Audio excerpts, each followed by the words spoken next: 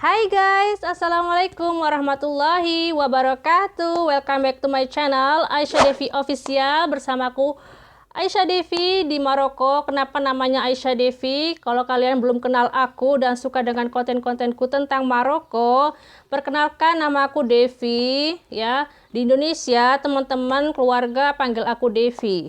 Oke. Tapi di Maroko suami dan keluarga suami panggil aku Aisyah gitu. Kalau orang KBRI panggil aku Devi, ada sebagian panggil Aisyah gitu ya. Tapi itu staff-staff yang dulu. Kalau staff yang sekarang aku nggak tahu. Maaf ya kalau selama buat video ada suara ngengeng, suara orang ketok-ketok gitu karena tetangga sedang berkreasi dengan rumahnya. Oke? Sampai aku juga kaget dan lupa mau ngomong apa tadi itu ya. Oke, sekarang aku merespon 2 komentar. Aku bacain komentarnya, ini 4 bulan yang lalu. Maaf sekali ya, aku baru buatkan videonya. Ini aku bacakan komennya. Pernah lihat konten channel YouTube Ensiklopedia Al-Fatih tentang bintang David? Oke, aku sudah nonton videonya di channel Ensiklopedia Al-Fatih ya. Katanya bendera Maroko dulu menggunakan bintang Daud. Sebelum negara Israel berdiri, judul video yang membahas tentang bintang Daud. Sejarah bintang Daud bukan simbol Yahudi, ternyata salah satu kerajaan Islam pun memakainya. Oke guys, jadi di video ini aku membahas tentang bintang Daud dan juga nanti ada komentar yang lain ya. Bintang Daud apakah simbol Islam atau Yahudi? Aku sudah nonton channel YouTube-nya Ensiklopedia Al-Fatih tentang bintang Daud. Isi yang mereka jelaskan itu memang benar. Aku sudah searching juga. Aku nggak hanya nonton aja ya, karena aku juga searching di Google apa benar dulu negara-negara Islam ataupun dinasti-dinasti Islam memakai simbol bintang Daud. Nah, ternyata memang ada guys. Tapi sebelumnya aku akan menjelaskan secara bahasa. Jadi ternyata guys, bintang Daud ini dari bahasa Arab ya. Bintang Daud artinya Najmah Daud, atau dalam bahasa Inggrisnya Star of David. Oke. Dalam bahasa Arab Najmah Daud. Najmah itu bintang, Daud itu adalah Nabi Daud alaihissalam guys. And then kemudian materai Sulaiman atau bahasa Inggrisnya Seal of Solomon itu juga berasal dari bahasa Arab ya, yang artinya khatam ya, seal, khatam Sulaiman gitu guys, karena Sulaiman adalah nabi kita dalam agama Islam. Apa arti simbol bintang David atau simbol heksagram bintang David atau bintang Daud? Yaitu sebuah derivasi atau bentukan dari materai Sulaiman yang digunakan untuk tujuan dekoratif dan mistis oleh Muslim dan Yahudi kabalistik, yang diadopsi sebagai simbol khas untuk orang-orang Yahudi dari abad ke-17. Apakah kerajaan Maroko menggunakan simbol bintang Daud di benderanya? Jawabannya iya, benar itu guys. Tapi hanya singkat ya, dari tahun 1912 sampai 1915 saja gitu, memakai Star of David atau bintang Daud. Selanjutnya setelah tahun itu digantilah simbol itu menjadi simbol bintang sampai saat ini gitu guys. Dan juga bukti lain bahwasanya umat Islam itu terdahulu menggunakan bintang Daud karena Daud itu adalah nabi kita ya, Daud alaihissalam, dan Sulaiman itu adalah juga nabi kita, Sulaiman alaihissalam ya. Kenapa orang Yahudi sekarang pakai itu, nanti ceritanya nanti akan aku jelaskan. Oke, ini ada contoh-contohnya di mana umat Islam terdahulu menggunakan simbol bintang Daud ataupun simbol heksagram bintang Daud sebagai dekoratif. Bendera dinasti Karaman dari Anatolia Selatan yang beragama Islam Sunni pada tahun 1250 sampai 1487. Lalu dinasti Isfandiar dari Anatolia Utara yang beragama Islam Sunni dari 1292 sampai 1461. Lalu bendera kerajaan Maroko dari 1912 sampai 1915. Batik tulis bercorak heksagram dari Jambi, Indonesia. Bendera pelaut asal Uthmaniyah, Hereddin Pasha. Bendera itu terdapat ayat Al-Quran, nama-nama 4 khalifah, pedang Khalifah Ali bin Abi Thalib radhiyallahu anhu, dan materai Sulaiman. Simbol bintang Daud juga terdapat di Masjid Tetov, Macedonia, didirikan pada tahun 1438. Oke, kalian sudah lihat ya contoh-contohnya umat muslim terdahulu menggunakan simbol heksagram bintang Daud sebagai dekoratif. Nah, kenapa orang Yahudi memakai simbol itu sampai sekarang ini dan terkenal lagi ya? Ya, lebih terkenal orang Yahudinya sekarang yang pakai simbol heksagram bintang Daud daripada umat muslim gitu. Jadi ini sejarahnya guys, ada di buku, aku nemu bukunya The Secret Doctrine of the Kabbalah by Leonara Lead. Ini aku hanya menjelaskan singkatnya dari buku The Secret Doctrine of the Kabbalah dari Leonara Lead.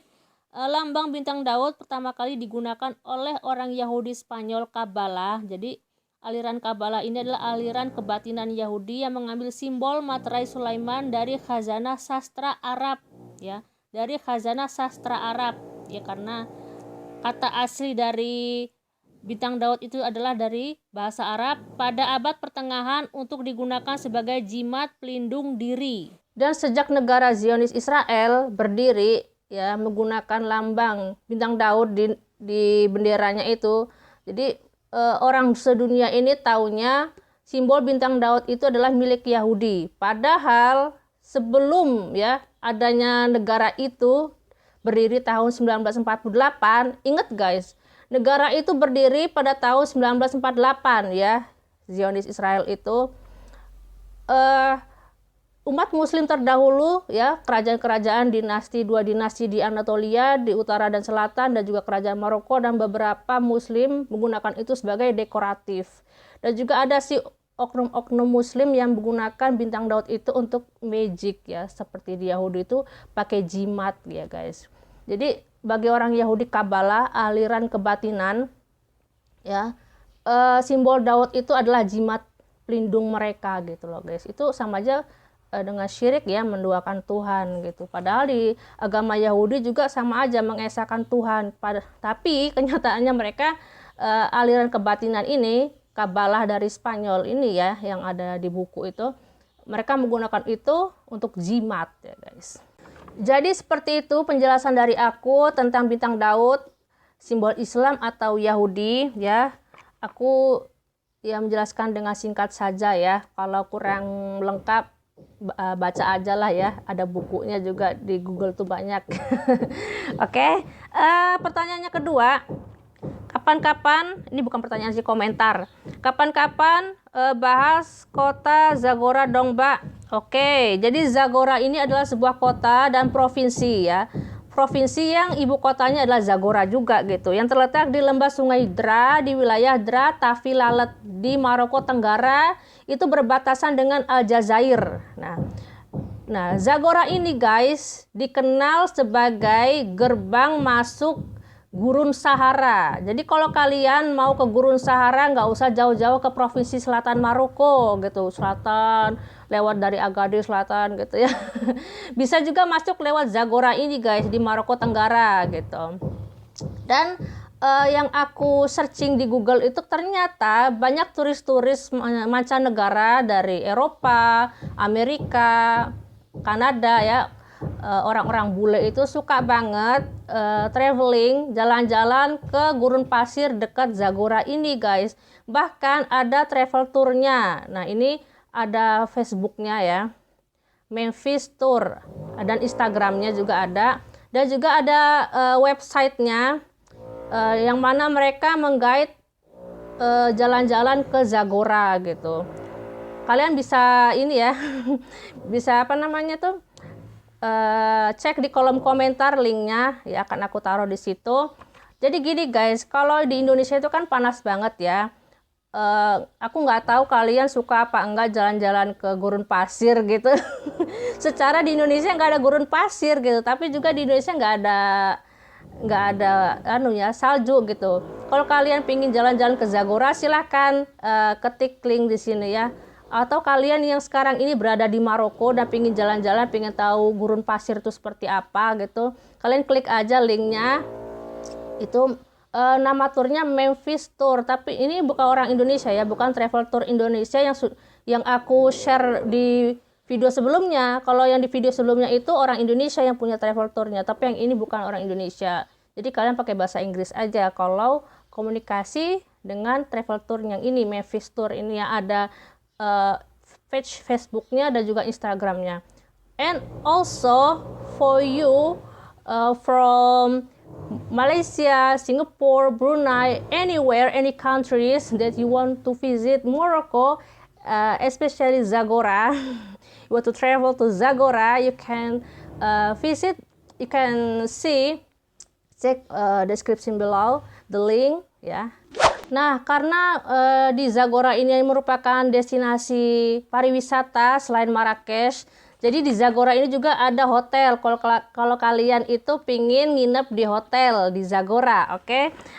Ini ada 3 hotel yang aku mention di video ini. Yang pertama adalah Hotel Zagora Riyadh Salam, yang kedua Palais Asma, yang ketiga Kasbah Sirocco. Itu karena apa ya, bangunannya unik sih, jadi aku mention, aku rekomendasi untuk kalian kalau kalian mau nginep di Zagora, nginep di salah satu hotel ini gitu ya. Dan juga guys, ada berita dari Zagora juga, ini aku sharing berita mingguan juga dari Zagora, berita sedih ya, sama seperti di Casablanca, di Zagora juga lagi krisis air minum, yang mana orang ini bukan di Zagora kota tapi di desa-desa di Zagoranya gitu loh, mereka lagi krisis air minum. Bahkan ketika mereka ngambil air di tangki itu ya, itu airnya nggak bersih guys, airnya kuning gitu, jadi mengingatkan aku dengan air sumur di Malang. Ya, airnya kuning gitu ya, dulu aku pernah tinggal di Malang sih guys, jadi air sumurnya tuh kuning. Jadi mereka itu orang Zagora, warga Zagora yang tinggal di desa itu, mereka sangat-sangat kekurangan air minum ya. Aku nggak tahu cara bantunya gimana ya, tapi lebih baik kita berdoa, kita sama-sama berdoa semoga Allah turunkan hujan di wilayah Zagora, di perkampungan Zagora, di desa-desa Zagora, supaya mereka bisa minum air bersih gitu ya. Amin amin ya rabbal alamin. Ya kalau misalkan kalian ingin bantu gitu, silahkan. Tapi aku kurang tahu juga gimana caranya gitu ya, karena aku juga merasa kasihan. Aku nih orangnya tipenya gampang banget kasihan, tapi aku nggak bisa nolong gitu guys, aku hanya bisa mendoakan. Sedih sih, tapi ya mau gimana gitu ya, setiap tahun begitu guys, karena Zagora itu sangat panas. Oke guys, jadi segitu dulu aja video kali ini. Maaf banget kalau kepanjangan dan kalian bosen. Maaf banget ya guys ya, aku banyak ngomong. Oke, bagi kalian yang baru datang di channelku, jangan lupa subscribe dan like videonya, dan tolong di share video ini kemana saja gitu, ke orang Indonesia, bantu aku gitu. Jadi juga kalian bantu komen di video ini, karena channel aku ini belum channel yang sukses ya guys. Ya belum termasuk channel yang sukses gitu, masih channel yang masih merangkak gitu guys. Jadi penonton itu adalah yang menolong channel-channel seperti kami ini, yang kecil seperti kami ini. Tolong ya di share, bantu di share, dan juga komentar. Kalau kalian ingin tahu sesuatu tentang Maroko, silahkan komentar gitu, insya Allah akan aku balas gitu, insya Allah. Oke guys, thank you for watching and see you on the next video. Bye.